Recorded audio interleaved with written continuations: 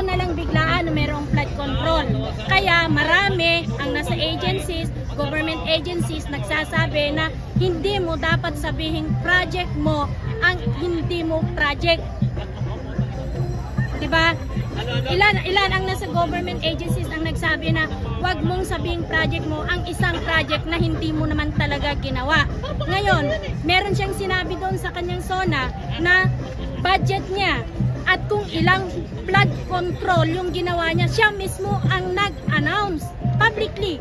State of the Nation address. Diba sabi niya, ngayon, kinaumagahan, nagbagyo, maraming nabaha. Ngayon, sino ang dapat sisihin? Huwag niyong sisihin ang presidente kamo. So saan magtatanong ang taong bayan? Eh siya mismo ang nag-announce. The next day, nangyari na yung baha. Okay, sir. Okay, sagot ko kuya. Ganito. Sa akin yung opinion lang yan ha. Okay. Wala naman ako narinig doon sa SONA niya na inamin niya inako niya na kanyang budget yon. Sinabi niya po. Ang pagkakarinig ko lang doon, sabi niya may 5,550 flood control na tayo. Na ongoing at walang ongoing, sir. Natapos po, sabi niya tapos may ongoing pa. Diba? Hindi pa tapos. 5,000 may ongoing pa. Ikaw na may sabi. Na ang iba natapos na, ang iba ongoing pa lang. Okay, natapos na 5,500. Okay. JM Vlog, sumagot ka rin daw. Natapos. JM, ikaw na, sir. Marami sila. O sige, ikaw muna tingin niya, ako sunod. Ito, Sige, ikaw. ito tayo sa 125 million kasi lagi yan.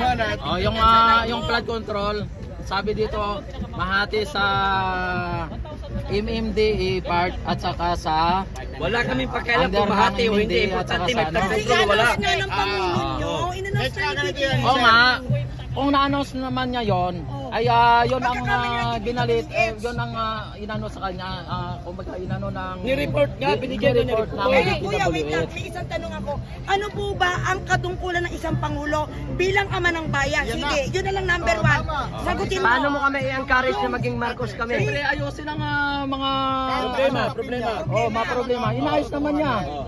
Ibig sabihin, ano yung pinakamabigat na katungkulan? Ano ba yung pinaka-specific na katungkulan ng isang bilang Pangulo?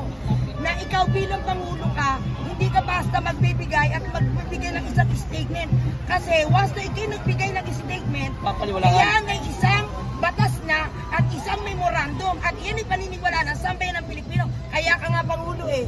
O guess mo ako? At saka isa pa, sinasabi mo, pag nag-release ka ng statement mo, na hindi pala totoo, ay ba malaking problema yan? Diba? Malaking problema. Kailangan pag leader ka, kailangan make sure na yung speech mo, yung binibitaw mo salita ay tama. 100%, 101% na ano mo na yan, double check mo na bago mo i-release. Kasi malaking malaking impact yan. Ano ang magiging consequences, di ba? Kasiraan niya. Yun lang, maraming salamat. at saka isa pa. Ako naman. Ano pa? At saka isa pa. Antikin niya muna, antikin niya. Sabi niya. Okay, sabi ng continuous tayo. viewer mo, nasa MMDA at saka Hinati daw, hinati. BPWH. oh, Hinati. kung talagang hinati nila at ni-report kay Bongbong Marcos Total 5,500. at iyon ang kanyang sinabi na project niya, and lately sa hearing ni sa Congress, umamin siya wala talagang flood control project. Ang sabi niya doon, naka-live.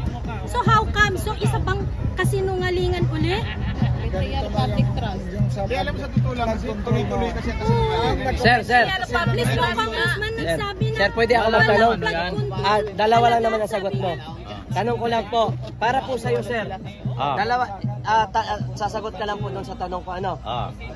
Sino po para sa'yo ang magaling na Pangulo? Marcos or Duterte? Mamili ka lang po. No, wag ka na magpaliwanag. Para sa ilang sir. Mamili ka lang po, wag na magpaliwanag. Para sa akin, Marcos, Bakit? Ikaw, te. Di ba ini-issue nyo yung 125 billion na confidential fund ni BP Sara? So paano nyo nasasabi na merong kababalagan or ano dun sa ano na yon, sa fund na yon? Sige nga, sabihin nyo kung paano. Eh bakit hindi, ang masagot ko dyan, bakit hindi masagot ni VP Sara yan? Yan. Nasakuha na eh, nasakuha na. Oh, yan ang tanong mo, maibalik ko yan sa'yo, bakit hindi maisagot ni VP Sara? Nanonood ka ba ng Senate Inquiry? Nagsabi doon ang COA. Hindi ako lagi nanonood dyan. Ayun pala eh. Dapat sir, nanonood po kayo Basta, sir. sige, ang tanong, sige, ano mo? Dapat po nanonood po kayo. Naglabas na walang mali sa paggastos. Commission on Audit Sino nagsabi? ang nagsabi. COA po, COA. COA. Hindi ba pag may problema Sana sa po manood po kayo ng Senate Oh. hearing bago po kayo magbanat kay Sara. Wala naman ako Talking about 125, Yan ang issue kasi. Marcos. Sana po wag lang po yung marites yung ano.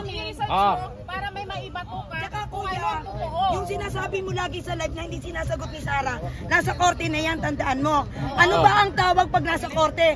Bawal na magsalita. Kaya si VP Sara, hindi nyo mapapagsalita yan. Kasi abogado yan. Alam niya ang batas. Gets nyo? Kahit tayo, hindi natin pwede content yan. Yes. Pag nasa korte na. Pwede Bawal tayo makulong yan. dyan. Dahil pwede kayong makulong. Si VP Toto, Sara, Kaya nga ako, hindi pinag-aralan ako ko. na gano'n ng Kaya araw-araw niyo po kasi yan sir content yung 125 Pero million. bakit lagi mo binabalik Lagi sa niyo live mo? binabalik-balik yung Nanonood 125 kami. million. Paano ang tamang paggastos? Binabanatan niyo po si Sara sa 125 million. Anong ano ba Kasi ngayon ang mga... Marites lang po talaga. kayo nakakuha yung impormasyon? Kasi kami, Hindi. alam mo naman Rex Sa talaga totoo na lang. nag-unity kami. Pero dahil nakikita namin ang mali talaga na maraming nangyayari sa gobyerno, kaya iniwanan namin ang Di ba, Marcos. kuya, Yan ang tama ang totoo. sinabi namin. Pag Sir, kung Pwede ikumpara pa mo Marcos at nandigan ng Duterte, isang paano mo bagay na nasabing mali. magaling si Marcos Jr. kay Duterte, sir? Dalawang taon pala si Marcos eh. Dalawang taon pa lang nagmana. Magtatlo pa lang. May video na yung sagot ng COA. Maliwanag. Ah. So, paano yan, sir? Mayroon nga na ganyan na pero Yung final na sagot ng... Sinabi ng COA, wala daw mali. basta ang natin dito, ipapaano na natin kung ano mga nangyayari dito. Sir, Sir, magkaibigan tayo. Magkaiba lang yung ano natin. yung Kailang ibang landas natin. Iba lang ang Sir. paniniwala.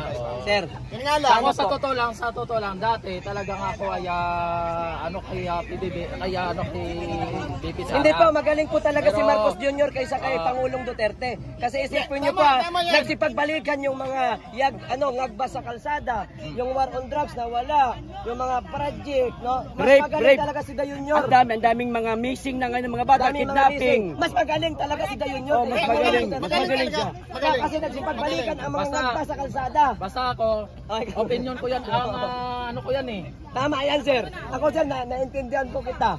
Kaya sabihin mo po na supporters ka dati ni Pangulong Duterte. Wag na po, supporters ka talaga ni Marcos. Kasi nga po, ngayon, magaling talaga si Bongbong Marcos kasi nagsipagbalikan ang mga ngagbas sa kalsada. Ay, ano na yan, idol? Hindi, bukod dyan, idol. Ano ba?